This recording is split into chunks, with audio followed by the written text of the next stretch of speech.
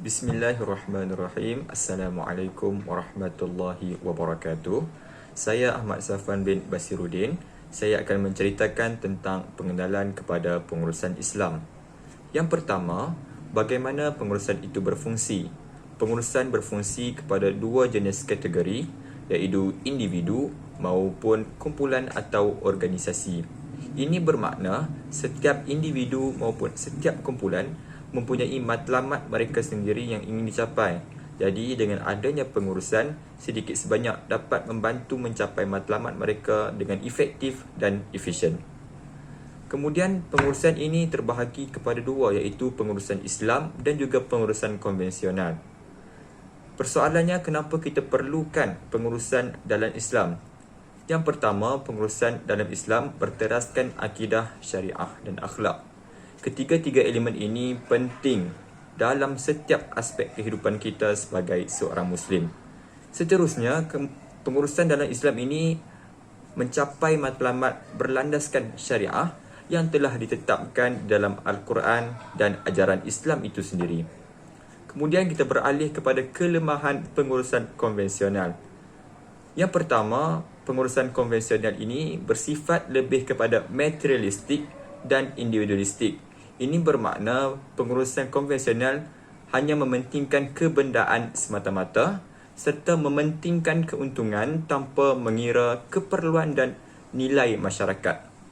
Seterusnya, pengurusan konvensional ini mengasingkan nilai agama dan nilai pengurusan. Hai, Assalamualaikum. Nama saya Muhammad Hafizuddin bin Abdul Rahim. Seterusnya, falsafah dan ciri pengurusan. Pengurusan adalah satu proses menguruskan sumber manusia atau bahan dengan efektif dan efisien bagi mencapai matlamat sesebuah organisasi atau individu. Jadi, apakah perbezaan antara efektif dan efisien? Yang pertama, efektif adalah melakukan perkara yang betul, manakala efisien adalah melakukan perkara dengan betul.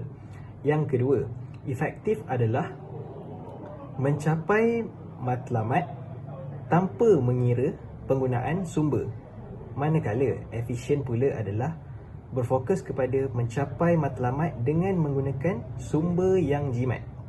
Dan akhir sekali, efektif lebih berfokus kepada keputusan akhir, manakala efisien lebih berfokus kepada proses itu sendiri. Menurut Henry Fayol, ahli teori pengurusan Perancis, beliau telah merumuskan mengenai fungsi pengurusan, iaitu POLC.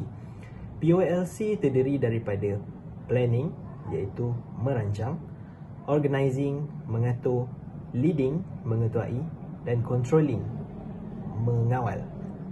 Dari segi merancang, perancangan yang perlu ada adalah mengenai perancangan visi dan misi, perancangan untuk menyusun strategi, dan perancangan dari segi matlamat dan objektif. Yang kedua adalah mengatur. Mengatur dari segi mereka bentuk organisasi, budaya dan juga mengatur dari segi hubungan sosial di antara ahli organisasi. Seterusnya adalah mengetuai. Mengetuai dari aspek kepimpinan dan pembuatan keputusan. Akhir sekali adalah mengawal, iaitu mengawal dari segi sistem dan proses dan juga mengawal mengenai penyusunan sumber manusia. Hai, Assalamualaikum warahmatullahi wabarakatuh kepada semua. Nama saya Muhammad Haikal Hakim bin Haridan dan hari ini saya akan berbincang sedikit sebanyak tentang pengurusan Islam. Jadi kita mula dengan apakah itu pengurusan Islam. Secara asasnya pengurusan Islam ini ialah sebuah proses ataupun aktiviti yang memerlukan kita untuk merancang, berfikir, mengawal, mentadbir dan melaras sesebuah perkara yang melibatkan benda hidup, iaitu kita sendiri, manusia, dan benda bukan hidup, secara berkesan dan cekap dalam untuk mencapai matlamat yang mengikut hukum hakam syariah dan nilai-nilai syariah.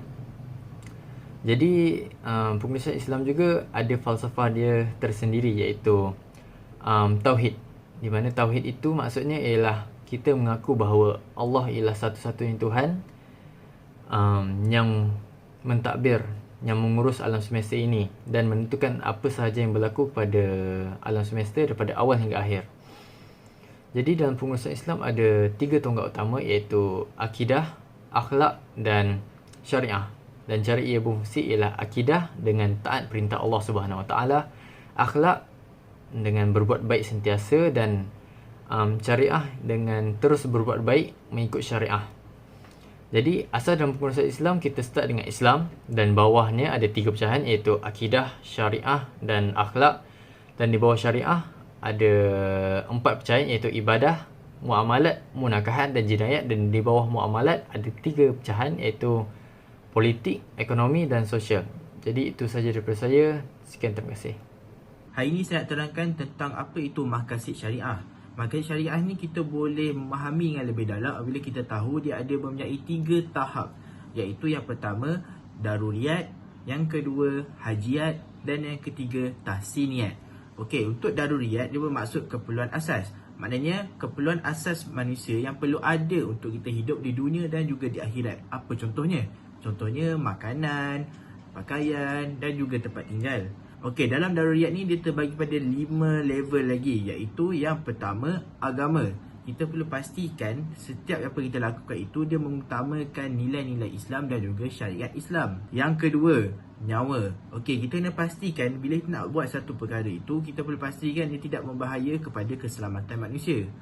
Okey, yang ketiga, akal. Okey, kita perlu pastikan bahawa perkara yang ingin lakukan itu dia mengelak daripada perkara-perkara negatif, perkara-perkara mazmumah dan melakukan perkara-perkara yang berdosa. Yang keempat ialah keturunan. Kita perlu menjaga keturunan kita daripada melakukan hubungan yang dilarang. Dan kelima ialah harta. Kita perlu pandai untuk mengurus harta kita dengan cara yang betul dan cara yang terbaik. Okey, yang seterusnya ialah hajiat. Yang hajiat bermaksud kepentingan yang diperlukan untuk memudahkan lagi kita punya urusan kehidupan harian. Contohnya tadi kalau daruriyat kita ada makanan, tapi kalau kita nak makanan yang lebih sedap ataupun makanan fast food ke, makanan yang lebih segar ke, itu adalah satu hajiat. Dan ataupun contohnya kita dah ada tempat tinggal, tapi ada dalam tempat tinggal itu perabot yang cukup, ada sofa, ada katil, semua itu hanyalah satu hajiat. Okey, yang ketiga ialah kita ada tahsiniyat. Tahsiniyat adalah satu nilai tambah yang memenuhi kehendak kita dalam menjalani kehidupan seharian kita. Contohnya, kalau kita ada kenderaan, kita boleh je beli kenderaan yang biasa. Tapi kalau kita memilih untuk beli kenderaan mewah, itu adalah satu tahsiniyat. Dan yang kedua, contoh kedua adalah contohnya kita nak beli satu pakaian, kita boleh je beli pakaian yang biasa. Tapi kalau kita memilih untuk pakai pakaian branded seperti Supreme dan sebagainya, itu adalah satu tahsiniyat. Okey, saya akan lepas pada orang seterusnya. Seterusnya, saya akan membentangkan tentang kaedah pengurusan berteraskan Islam.